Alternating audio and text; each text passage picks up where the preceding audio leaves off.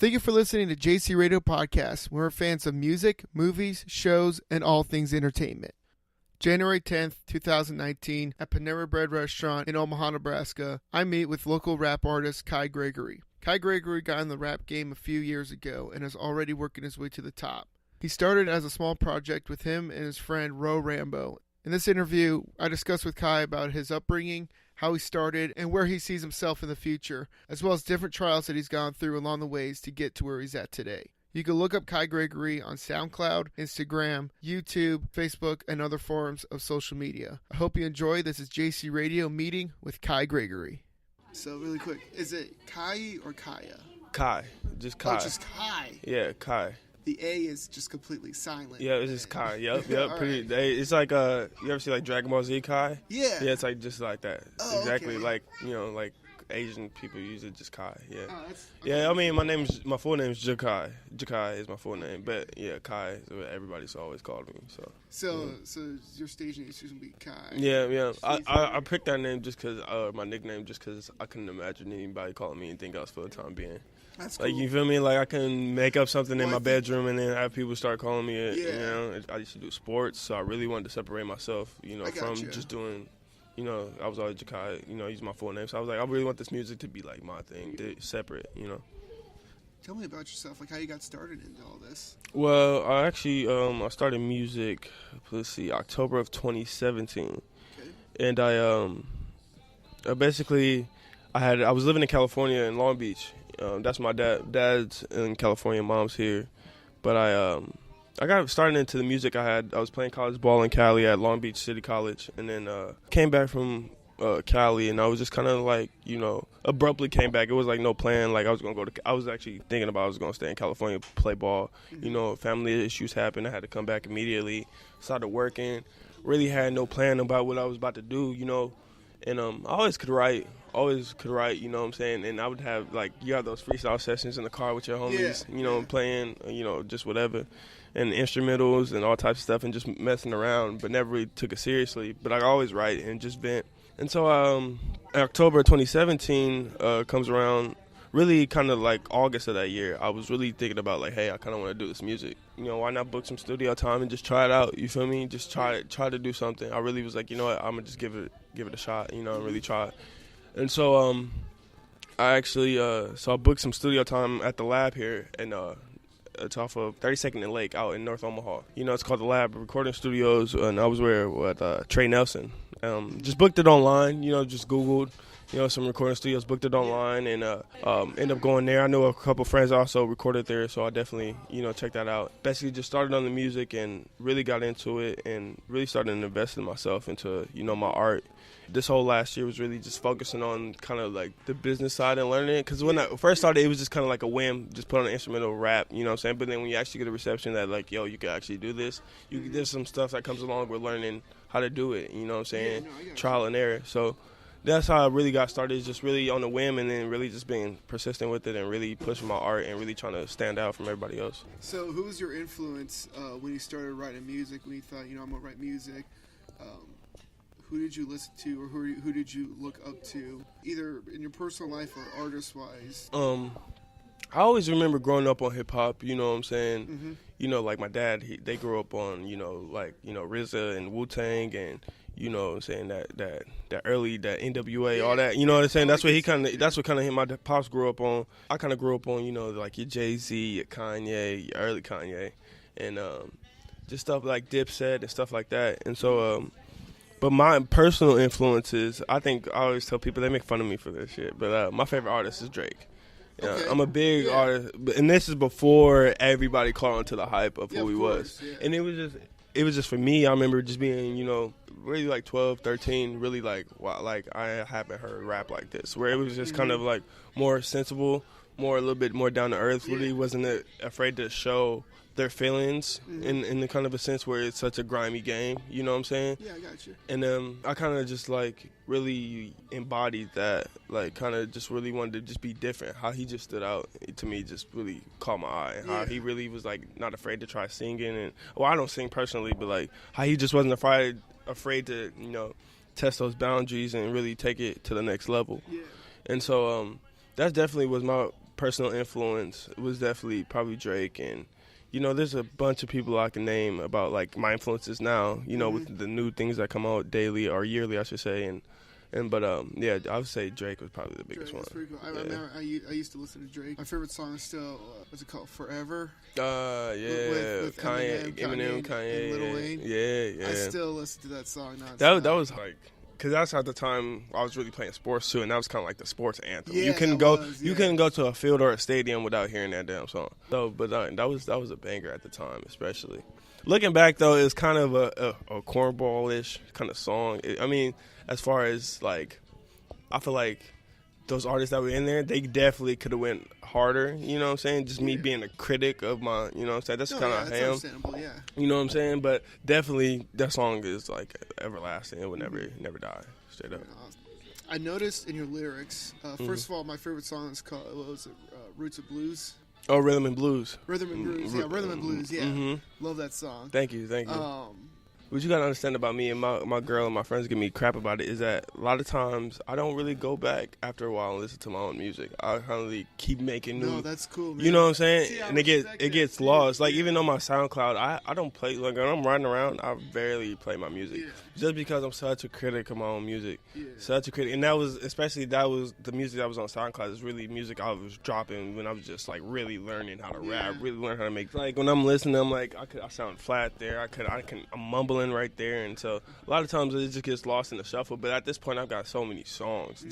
It's crazy because I have so many unreleased songs that I haven't dropped just of my own critiquing that like they're owed to me, and I'm like nobody's even heard these songs. You know, it just gets like that.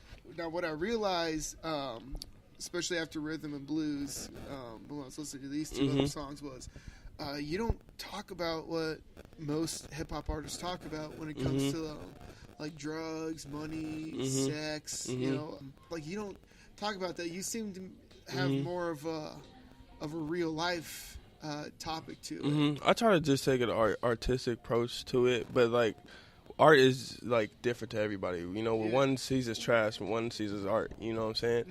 And a lot of what happens is like with those songs, a lot of those songs are just me trying different beats, trying different sounds, trying to see where I fit in, what I can do. Can I make the club record? Can I make the old school, record? Can I do like the live band type of beats? Can I do the trap beats? Can I do the, old school grimy Jay-Z, you know what I'm saying? Just simple, like real melodic, but very, hard hitting beats, So a lot of those are really trying, but how my writing process actually goes is I hear the beat first and then I write, which is pretty bad. Because it's whole hard for me to just sit down and write a song if I don't know the rhythm to it. You know what I'm saying? And so, but I usually hear the beats, and I always tell my friends it's weird. They think it's weird, but I just let the beat speak to me. And I just let you know what I'm saying? I feel like as an artist, the beat is just the layer, and then you're supposed to speak for the beat. You know what I'm saying? I feel like that's every music, you know what I'm saying? It's even more complex, with the rock and the heavy metal because it's like.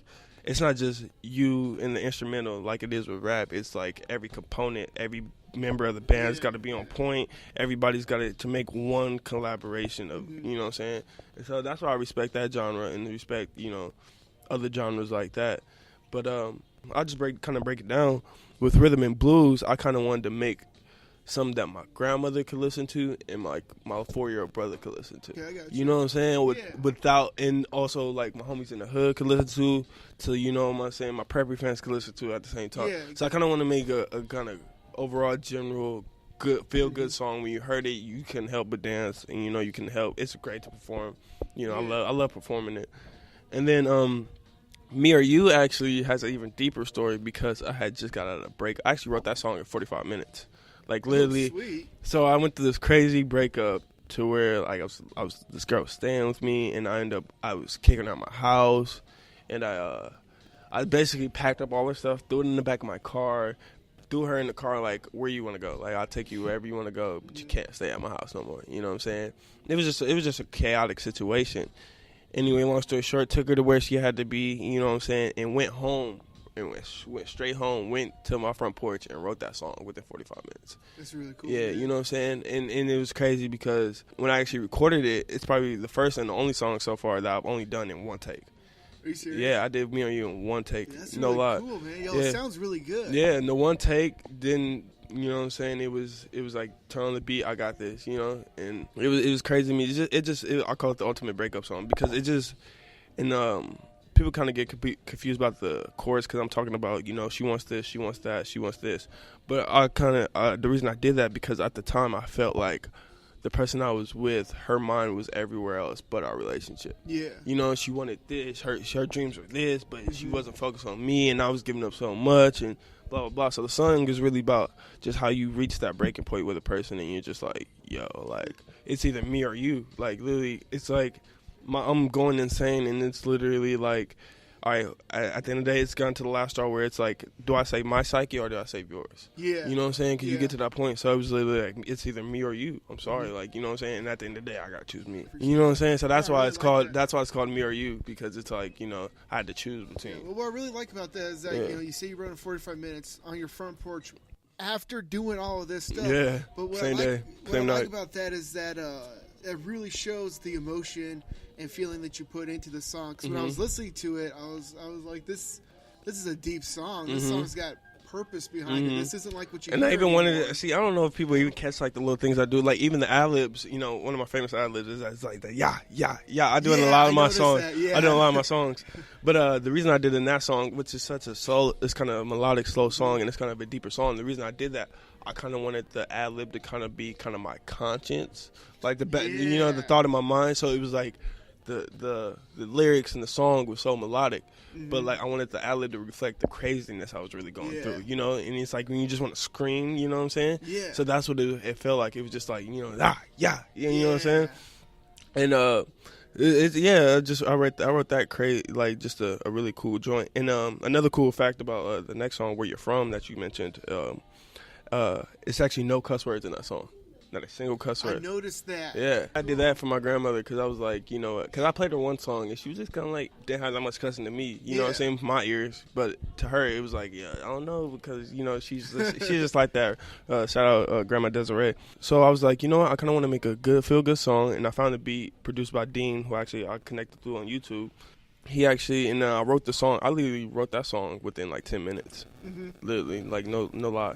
I made sure there was no cuss words in it. You know what I'm saying? But I really wanted to make sure people understood. So like if I would ever shop it to the radio, they wouldn't have no problem playing that joint. Exactly. You know what I'm saying? And I felt like I took it as a challenge because how many rap songs you know that don't have any cuss in it? You know what I'm saying? Not a single cuss word is in that song. So it really seems like that you're very selfless when you write these songs. You not only think about what you like and what you feel, but you also think about your listeners and how they would react. Not just your fans, but your siblings and your family. But at the same time, that could be my fucking poison to me, because it's like you really gotta find that gray area, whether do I make what the people want or do I make what I want, and then how do I satisfy both sides? And I find that to be a very challenging in my writing process, because I'm like, there's sometimes it's a lot of writing and deleting, just because I'm like, the people won't like this, the people won't understand how I get this, people won't understand why I said that, you know what I'm saying?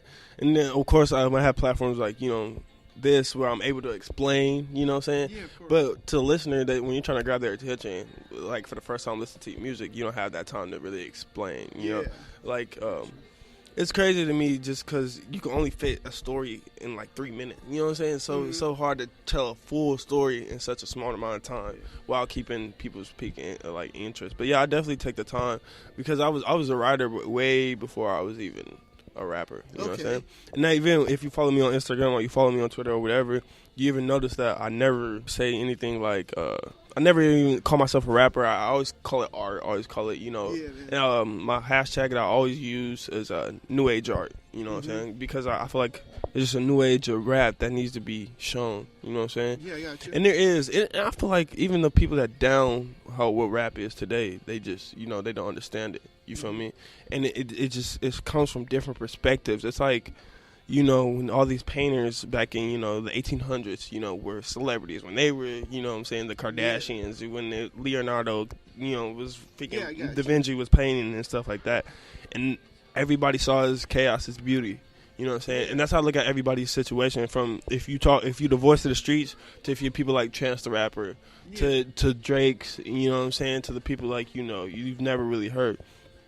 I just see it as it's just different paintings, different perspectives, different paintings. It's each beautiful. It's hard, and you know what I'm saying, being from where we from, Omaha, you know what I'm saying, it's a beautiful city. I would never, you know what I'm saying, this is a place where you can literally have nothing and make a little bit of something. It's very easy to get on your feet here, and you know what I'm saying. Yeah. But I found that the biggest problem is the support. That's the only thing. We have so much talent, so many opportunities, you know what I'm saying? And I'm glad, like, me and you can connect on platforms like this, you know what I'm saying? Where you on your wave and I'm on my wave, and we can just clash like this, and we can just come together in the city. Because I feel like, there's so much talent, so many great things here, but the support of each other is lacking. That's where, you go to Atlanta, go to New York, go to Chicago, go to any major city, you know what I'm saying? What's the difference? They all support each other. They see somebody on the come up. They see the young guy on the come up. All right, let me help him out. Let me help him. You know what I'm saying? Yeah, gotcha. And I feel like Omaha sometimes, everybody, there's too many people trying to be that one person. They're trying to be the godfather of the city. They're trying to be the guy that runs whatever, direction you're trying to go in. Trying to be like, oh, I'm the reason I put the city on. You know what I'm saying? Yeah, gotcha. But if everybody just refrains from that thinking and just gets closer together, I'm telling you, we'll win. We'll win easy. I like that, man. Especially here in the Midwest, because it's hard. It's tough. Yo, it is. It's tough. The only city you really ever hear about in the Midwest is Chicago. Exactly. You know what I'm saying? Sometimes St. Louis.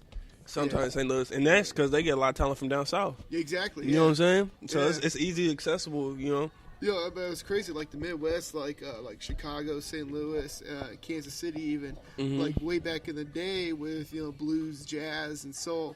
Those were the cities. But that was the place since to be. Those genres are kind of, I don't want to say diminishing, but being overlapped by other genres of music.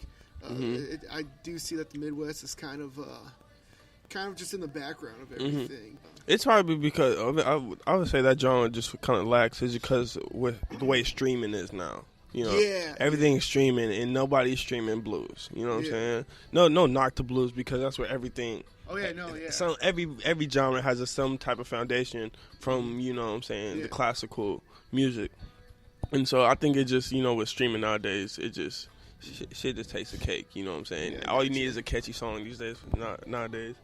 I just got another quick question. Go ahead. I was looking at her Facebook page. Who's the other guy in the pictures with you? My man's Rambo.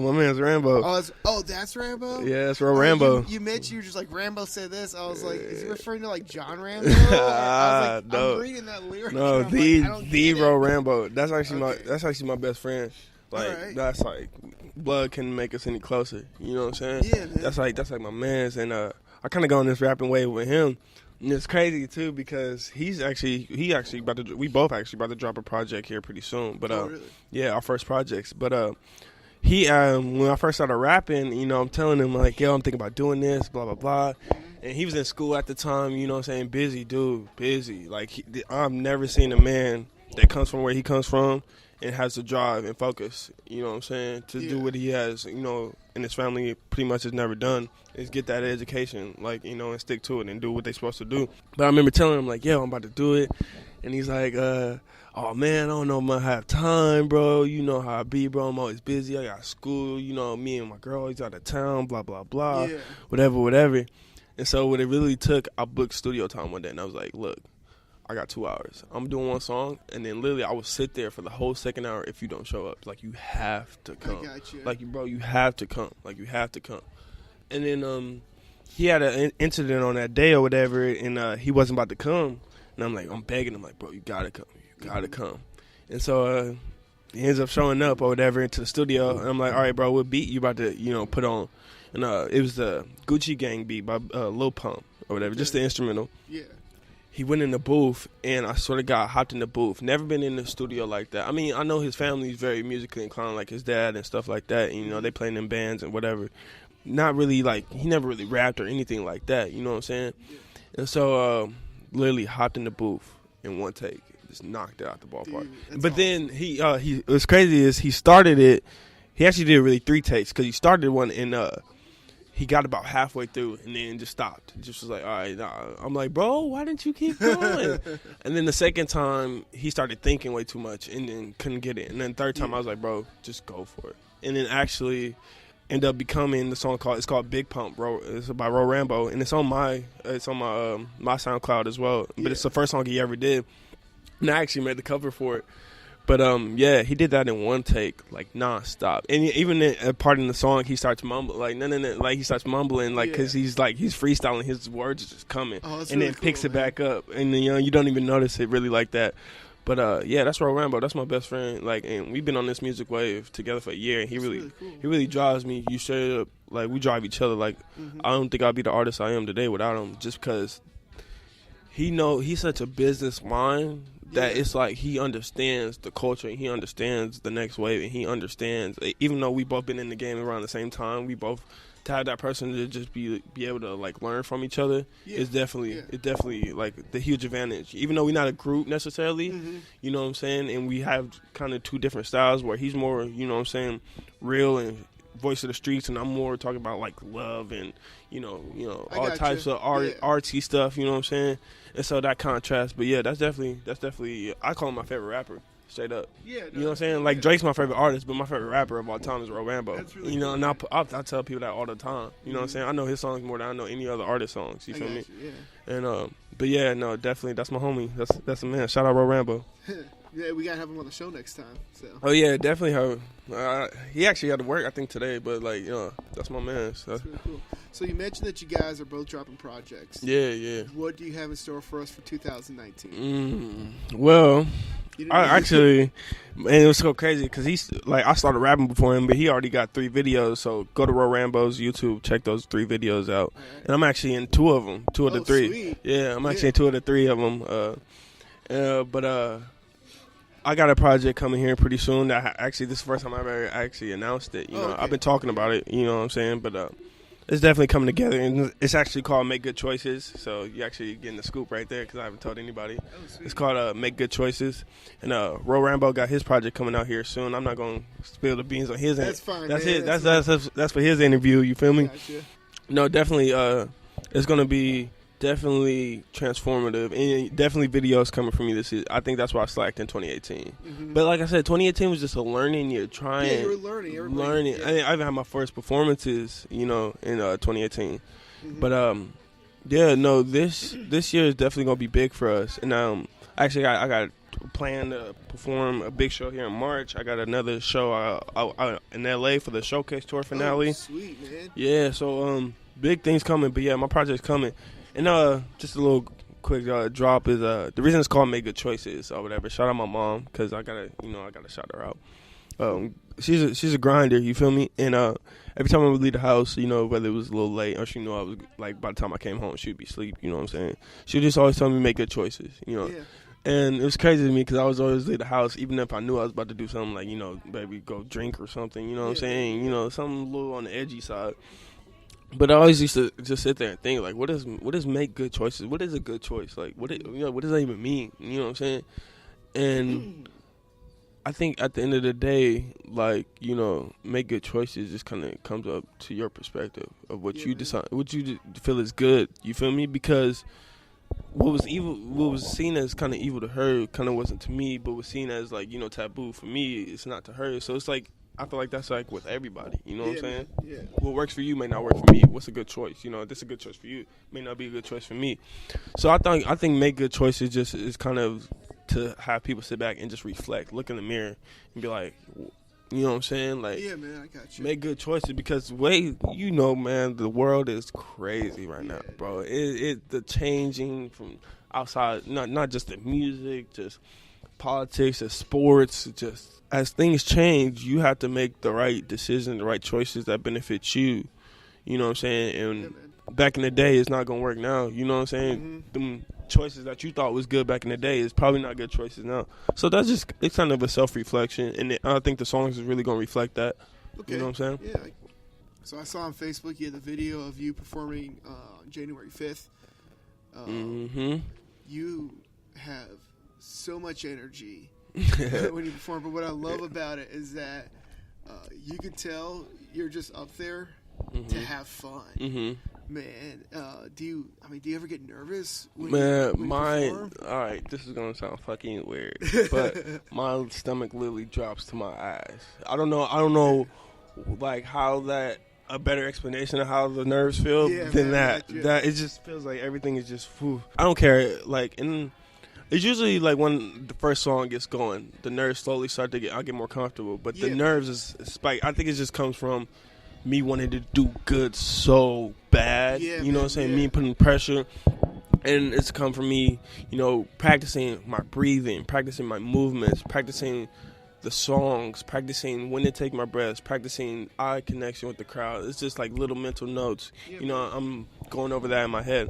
But, performing is easy to me because that's where I feel like I stand out. And I literally say this with confidence that I'm the best rapper in the city when it comes to performing. Easily. Because nobody just wants to see you sit there and rap your lyrics. Like, if they want to just listen to you, especially if the vocals are in the background, if it's not just an instrumental, nobody wants to just see you sit there and just rap your song. Like, we can listen to your shit in the car. It's not like a poem reading or anything. You know what I'm saying? Especially if we don't know you. If we don't know your music and we don't know where you came from and you just sitting there on stage, we definitely, and, I've seen it so many times, you know what I'm saying? So many times where people are not listening. People are not watching you. Your music is going, it may be even good song to me, and I'm just like, bro, you have no stage presence, you know? Man, I got you. But when it comes to performing, whether I tell myself just to stay confident, because whether it's 5 people in the crowd or 500, you gotta, you know what I'm saying? I like to give it to you, you know what I'm saying? You know what I'm saying? I like to make sure I just give you a show, you know what I'm saying? And definitely, go check out all my social media on Facebook and Instagram and Twitter and all those videos, because you're definitely the work shows, and that's why I post those so people know what they. And it's crazy too, because I always say back to that support thing. It's crazy how people won't really, you know what I'm saying, I post about the shows, and I've started to see more people show up and people, you know what I'm saying. But it's crazy as I'm getting going here, how people won't really, respond, or, I know everybody sees it, but nobody wants to go, you know what I'm saying? Yeah, I got you. But then when you post this videos of you performing, everyone sees it, everyone likes it, everyone's sharing, everyone's, you know what I'm saying? So I feel like that's my goal, is just to, you know what I'm saying, if you ain't gonna come, I'm put it in your face. Yeah, you know what I'm saying? Yeah. And I love performing. I really do, because I especially love when, like, there's those times where you watch other people performing, people are getting drinks, people are here, people are talking, people are whatever. Yeah. But then when you get up there, you start to just slowly see heads turn and, like, peep you, and everybody's listening. You start to see people start to walk forward towards the stage as you're going. Yeah. That's when I'm like, oh, yeah, I want. And it showed, because, like, I went to the St. Louis, which was my second show ever. And I performed, it was, like, in the showcase tour, it was probably, like, me and probably, like, there's probably 30 of us total performed. And I was the 4th one to go. Oh, shit. Yeah, I went on 4th. I was the 4th one to go. That's like and I got worst number to get. Yeah, and I got first place out of everybody. No way. Yeah, straight up. You can check this is all facts. You know what I'm saying? You can check all my shit. You know what I'm saying? But yeah, and I was the 4th guy to go. And that just shows you, like, when it comes to performing, like, if you put your effort into it, it really shows. Yeah, you know what I'm saying? Yeah. Like, to come out of 30 people and be the 4th person on stage, you know what I'm saying? Mm-hmm. They had to go through, 26 other guys after me. Yeah. You know what I'm saying? That's freaking awesome, dude. And it's a 10-minute set, so it's 10 minutes each of us. And, we each doing, like, 4 songs. So, it's a lot to go through. And to have the judges be like, okay, this guy knows what he's doing. This guy knows what he's doing. Yeah, that's really cool. And, yeah, you got to make it to a show one time. Oh, definitely, yeah, no, totally. Definitely. Yeah, no, you let me know when the show is, man. I'll definitely go. And like I said, I'll connect you with some people, definitely. Yeah, totally, bro. I'm starting to get into the mix of the scene here in town, so 100. So, the showcase tour, do you know when your next show is yet? Yeah. So, we did so how the showcase tour works, the grand prize is $50,000 in the U.S. tour. Holy crap. Yeah. And, I don't want people to think that, like, this is make or break for me. It's just another. It's just another hurdle. You know what I'm saying? Another opportunity. Another. But no. So it's what I did in St. Louis was the regional competition, and so basically, if you win the first place got regional, you go to the finale. Yeah. And so the finale is actually held in L.A. this year on Labor Day, which actually so coincidentally happens to be my birthday. It's September 1st. Oh, that's really cool. So the finale is during that time in L.A. And so so I did the regional show, and I'm gonna do the L.A. show here in the fall, and I'm just look to take home that $50,000 and give it to my son. Really, We're running out of time here, so if there's Okay. anything you'd like to say to anybody that's listening right now, whether it's advice to get in the rap game or advice with songwriting or anything like that, what is it that you would say to them? My advice to anybody that I'm not even going to make it about music. I'm going to just talk to everybody. Yeah, man. My advice to everybody is that, you know what I'm saying, just try to be pure to you. Try to be, you know what I'm saying, when you talk to anybody, when you have interactions with anybody, make sure that it's all good vibes. You know what I'm saying? Whatever you put out into the world, you got to get back. You know what I'm saying? And people know that. You know, it shows karma is, you know, undefeated. You know, it definitely. I would just say, you know what I'm saying, stay to the grind, have a goal, because don't give up. You know what I'm saying? I don't want to give you the bland talk like everybody else does. You know, the general, you know, stay positive. But it's more about stop looking for approval from everybody else and look to yourself. You know what I'm saying? Because I was at a point where I wasn't happy unless I made other people happy. You know what I'm saying? Yeah. And if I wasn't trying to do it, and if you, especially if you make music, know who you are as a person before you hop on the mic. I got you. You know what I'm saying? Makes sense, yeah. Because if you want to do something with this, you gotta really, you know what I'm saying, reflect.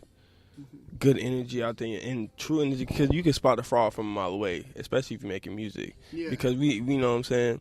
Even if, you know, you're a mumble rapper and people throw shade at the mumble rappers, but that's just their way. You know what I'm saying? We're not going to act like the first words of hip-hop wasn't hip-hop, hippity, hip-hop. You know what I'm saying? Right, And, you know, it's always been about wordplay and all different interpretations. But you got to make sure you know who you are as a person.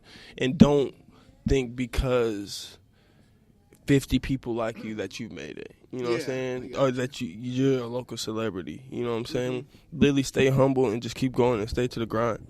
And as far as me personally, you know, if you ever, you know, want to stay up to me or stay up to date with what I'm doing, you know, follow me on Facebook at Kia Gregory, or on Instagram and Twitter it's as Asgardian or whatever. Again, that's Asgardian Poppy. And the reason people always ask me why is my name Asgardian Poppy. Well, my favorite superhero is Thor.